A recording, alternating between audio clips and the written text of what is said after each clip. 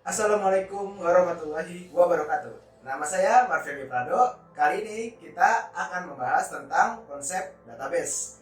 Jadi kita akan masuk ke ruang lingkupnya database. Eh, Langsung aja kita ke penjelasan pertamanya, yaitu pendahuluannya. Pendahuluan sebuah sistem database tidak lain adalah sistem penyimpanan catatan secara terkomputerisasi ataupun terstruktur. Jadi sebuah sistem database itu penyimpanannya itu seperti catatan. Jadi contohnya kita mencatat sebuah daftar belanja misalnya. Daftar belanja kita catat, tapi bedanya dengan database itu, kalau di database itu terstruktur atau teratur atau terkomputerisasi. Jadi kita bisa mengolahnya kembali atau mengubahnya kembali, maupun itu kitanya ataupun user yang lain juga bisa mengubahnya.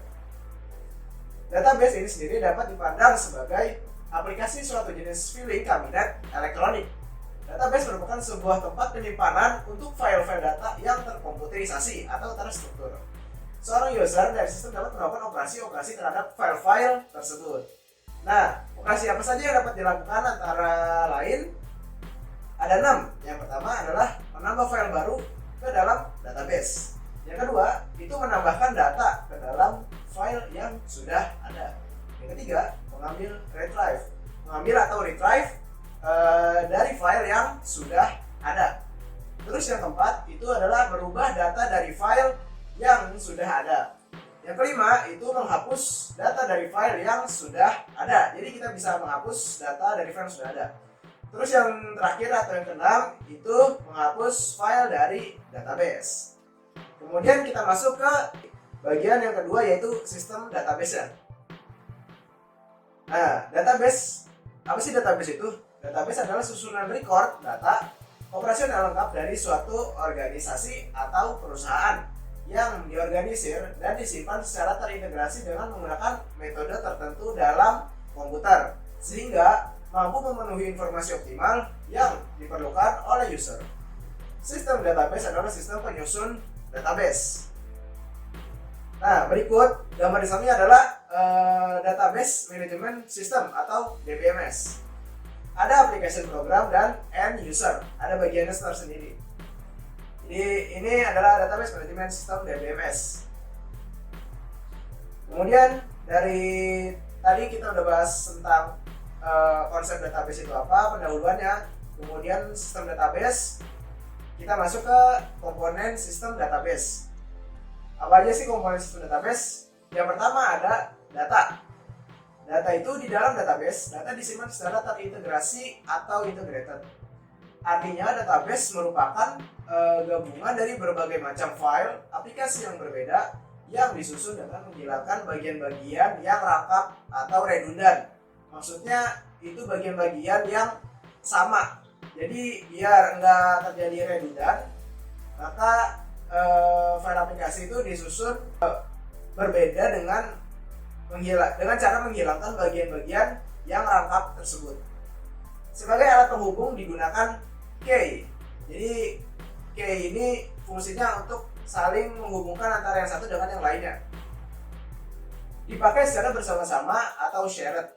Artinya masing-masing bagian dari suatu data dapat digunakan atau diakses bersama-sama dalam waktu yang bersamaan oleh user untuk aplikasi yang berbeda. Tadi data. Sekarang yang kedua ada perangkat keras atau hardware. Mencakup peralatan atau perangkat komputer yang digunakan untuk pengelolaan sistem database. Contohnya alat input-output, komunikasi data, dan sebagainya. Yang ketiga ada perangkat lunak atau software. Software ini adalah sebagai penghubung antara pemakai atau user dan database. Contohnya DBMS. Kemudian ada pemakai. Pemakai di sini dibagi menjadi 4 kategori ya. Jadi di bagian pemakai itu dikategorikan 4, ada 4 kategori. Yang pertama ada sistem engineer. Nah, sistem engineer ini adalah tenaga ahli yang bertanggung jawab atas pemasangan sistem database. Jadi sistem engineer ini adalah dia bertanggung jawab atas pemasangan sistem database-nya. Dan juga mengadakan peningkatan dan melaporkan kesalahan dari sistem tersebut kepada pihak penjual. Jadi sistem engineer ini dia bisa mengadakan peningkatan atau bisa mengadakan update dari sebuah database, dan dia juga bisa melakukan kesalahan dari sistem tersebut kepada pihak penjual. Kemudian kategori yang kedua itu ada database administrator atau DBA. DBA ini adalah tenaga ahli yang mempunyai tugas untuk mengontrol sistem database secara keseluruhan, meramalkan kebutuhan akan sistem database, merencanakannya, dan mengaturnya. Jadi sistem engineer itu berada di atas dari database administrator, dan database administrator itu berada di bawahnya naungan dari sistem engineer. Jadi dia yang mengontrol sistem database secara keseluruhan. Jadi soal database dia yang mengontrolnya. Kemudian meramalkan kebutuhan. Jadi dia berpikir ke depan. Jadi apa aja dibutuhin untuk kedepannya, meramalkan kebutuhan akan sistem database-nya, atau yang memprediksi istilahnya ya, memprediksi apa kedepannya itu. Jadi itu tugas dari database administrator. Kemudian kategori yang ketiga itu adalah programmer. Nah, programmer jelas membuat program aplikasi yang diperlukan oleh pemakai akhir dengan menggunakan database dan bahasa pemrograman. Jadi programmer ini yang membuat programnya atau dia yang mengcoding. Kemudian kategori yang keempat itu ada pemakai akhir atau end user. Nah, end user ini adalah tenaga yang menggunakan atau mengakses atau retrieve, create, delete, modify database dari terminal sesuai dengan haknya dengan menggunakan query language atau program aplikasi yang disediakan oleh programmer. Jadi pemakai akhir ini atau end user ini adalah ya pemakai hasil. Jadi hasil programnya itu dipakai sama end user ini. Jadi yang menikmati itu adalah pemakai akhirnya. Nah, dari komponen sistem database yang 4 tadi kan ada data, perangkat keras atau hardware, kemudian perangkat lunak, pemakai, ada 4. Itu dalam komponen sistem database. Kemudian kita masuk ke keuntungan pemakaian database. Tentu aja database pasti memiliki keuntungan tersendiri. Yang pertama, terkontrolnya kerangkapan data atau mengurangi redundansi data pada non-database. Setiap perluan aplikasi mempunyai file tersendiri sehingga banyak field yang terulang kembali. Jadi pada program aplikasi itu biasanya file-file mempunyai file-file tersendiri. Jadi fieldnya itu banyak dan berulang. Makanya database digunakan pada perusahaan-perusahaan. Jadi pada non-database itu ya banyak field yang terulang kembali pada file. Hal ini akan membuang ruang storage. Jadi boros ruang storage. Makanya diperlukan database. Nah, tadi kan pada non-database, sekarang database. Database hanya mencantumkan satu kali saja field yang sama yang dapat dipakai oleh semua aplikasi yang memerlukannya. Jadi nggak perlu lagi mengulang-ulang field yang sama. Kedua, ada terpeliharanya keselasaran atau kekonsistenan data. Apabila ada perubahan data pada aplikasi yang berbeda, maka secara otomatis perubahan ini berlaku untuk keseluruhan. 3. Data dapat dipakai secara bersama atau shared. Data dapat dipakai secara bersama-sama oleh beberapa program aplikasi secara batch maupun online pada saat bersamaan. Jadi para user itu bisa menggunakannya secara bersama-sama dalam satu waktu. Kemudian 4. Dapat diterapkan standarisasi. Nah, dengan adanya pengontrolan yang terpusat, maka DBA dapat menerapkan standarisasi data yang disimpan sehingga memudahkan pemakaian, pengiriman maupun pertukaran data. Jadi lebih dipermudah, makanya diterapkan sistem standarisasi. Kemudian yang kelima ada keamanan data yang terjamin. DBA dapat memberikan batasan-batasan pengaksesan data, misalnya dengan memberikan password dan pemberian hak akses bagi user. Means modify, delete, insert, retrieve. Yang keenam adalah terpeliharanya integritas data. Nah, ini maksudnya apa? Jadi jika kerangkapan data dapat dikontrol dengan konsisten, data dapat dijaga, maka data menjadi akurat. Yang ketujuh, terpeliharanya keseimbangan atau keselarasan antara kebutuhan data yang berbeda dalam setiap aplikasi. Struktur database diatur sedemikian rupa sehingga dapat melayani pengaksesan data dengan cepat. Yang kedelapan, ada data independence atau kemandirian data. Dapat digunakan untuk bermacam-macam program aplikasi tanpa harus merubah format data yang sudah ada. Jadi istilahnya mengcopy lah. Nah, tadi keuntungannya. Sekarang kerugian dari database. Apa itu? Yang pertama ada storage yang digunakan haruslah besar. Karena database yang digunakan itu bukan hanya kita aja yang gunain, tapi para user-user yang lain. Jadi kita butuh storage yang lumayan besar, atau kalau di perusahaan-perusahaan itu pasti menggunakan storage yang besar. Contohnya kayak Google, Facebook, dan sebagainya yang membutuhkan storage database yang besar yang menampung semua user yang ada. Yang kedua, dibutuhkan tenaga yang terampil dalam mengelola data. Jadi ya benar. Jadi pada sistem database ini dibutuhkan tenaga yang terampil. Jadi biar teliti, misalnya yang tenaganya itu tidak terampil, maka nanti database-nya bisa jadi teracak atau terjadi redundancy. Jadi ya sama aja kalau misalnya tenaganya tidak terampil. Yang ketiga ada software atau perangkat lunaknya mahal. Ini nih kerugian yang ya bisa dibilang sangat kerugian dari database, ya softwarenya mahal. Sebenarnya ada sih yang gratis, cuman itu nggak sebaik software yang berbayar.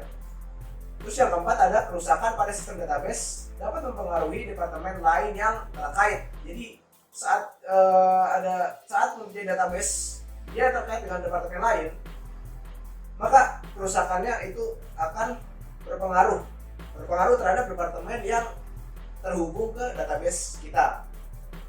Jadi kan database itu jadi satu, departemen yang satu dengan departemen yang lain itu jadi satu database ya. Jadi satu database misalnya bermasalah atau ada terjadi kerusakan, maka departemen yang lain itu akan kena juga imbasnya. Kemudian ada perbedaan antara file manajemen tradisional dan file manajemen database. File manajemen tradisional, kita jelaskan dulu yang file manajemen tradisionalnya ya.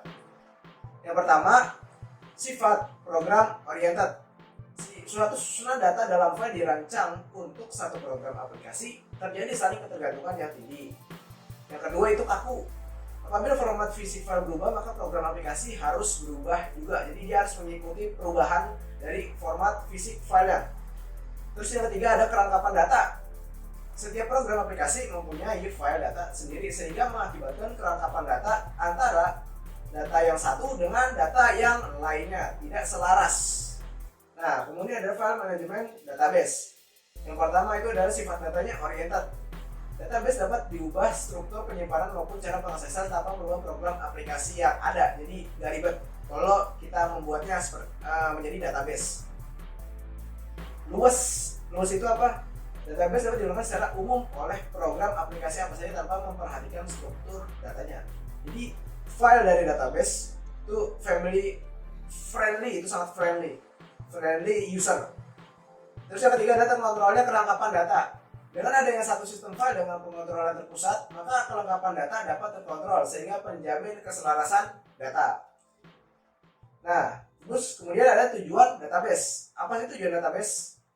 Apa saja tujuan database?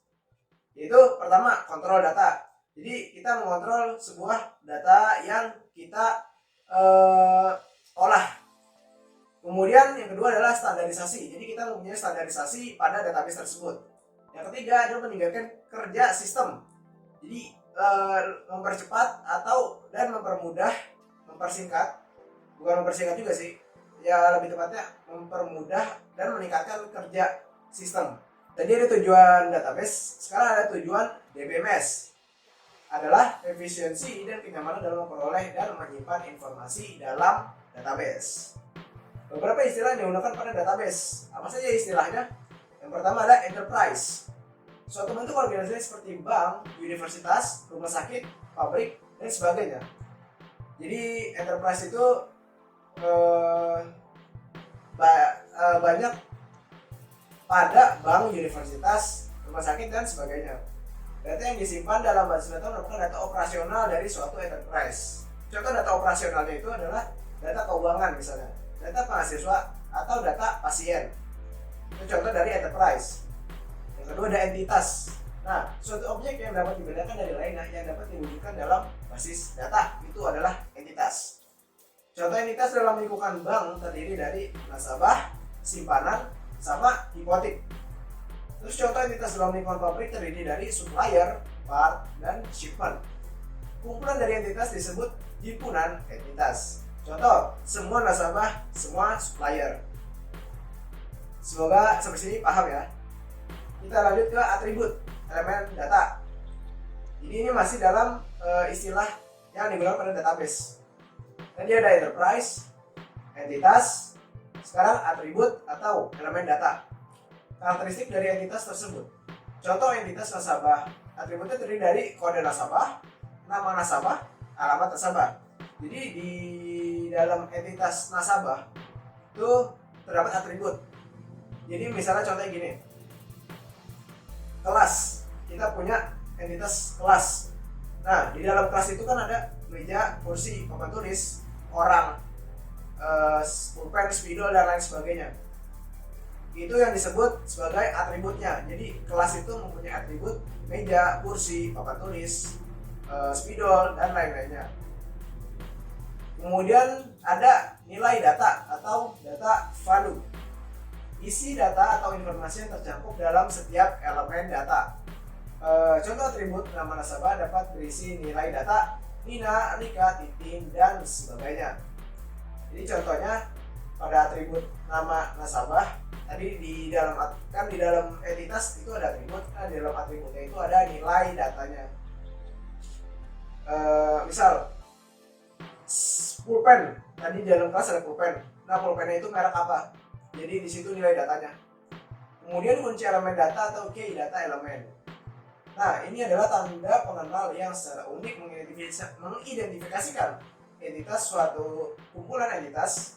Contoh entitas nasabah yang mempunyai atribut-atribut ada kode nasabah, nama nasabah, alamat nasabah, dan sebagainya menggunakan kunci elemen data kode nasabah. Jadi untuk menampilkan sebuah nama nasabah, alamat nasabah, dan sebagainya itu hanya memerlukan satu kunci elemen saja. Jadi gini, misal kita ingin mencari nama kita pada absen di kelas online, kita nggak harus nulis nama kita, soalnya nama kita juga belum pasti cuma satu kan, banyak nama.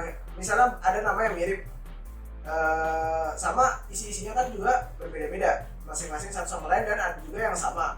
Untuk membedakannya maka digunakanlah key data elemen. Jadi misalnya kodenya 001 itu untuk nama misalnya namanya bla bla bla bla, segini namanya, ini isi datanya apa aja, ini. Jadi di masing-masing entitas itu punya yang namanya key elemen. Kemudian ada record data, kumpulan isi elemen data atribut yang saling berhubungan. Contoh kumpulan atribut kode nasabah, nama nasabah, alamat nasabah berisikan 931109 itu kode nasabahnya. Terus nama nasabahnya itu Nina misalnya, dan alamat nasabah itu Jalan Sudirman nomor 63A. Contoh dari record data itu. Jadi rincian dari datanya. Contoh informasi dari suatu enterprise ini ada di gambar berikut. Jadi entitas itu berisi pelanggan, rekening, dan penyalur. Kemudian atribut pada masing-masing entitas itu berbeda-beda. Cuman dia menggunakan kode sebagai key-nya. Kode misalnya pada entitas pelanggan ya, atribut kode pelanggan. Nah, kode pelanggan ini adalah sebuah key. Kemudian nama pelanggan, baru alamat dan alamatnya. Nah, nilai-nilai datanya itu nilai data setiap atributnya. Jadi kode pelanggan itu nilai datanya 123H. Nama pelanggan apa, alamat apa, Jadi isi nilai data itu kayak gitu. Itu mungkin penjelasan singkat mengenai konsep database. Jadi ini kita akan mulai memasuki ruang lingkupnya database. Semoga ini dapat membantu kalian untuk lebih mengenal tentang database. Terima kasih. Wassalamualaikum warahmatullahi wabarakatuh. Sampai jumpa lagi di pertemuan kita yang berikutnya. Tentu aja di materi yang lain.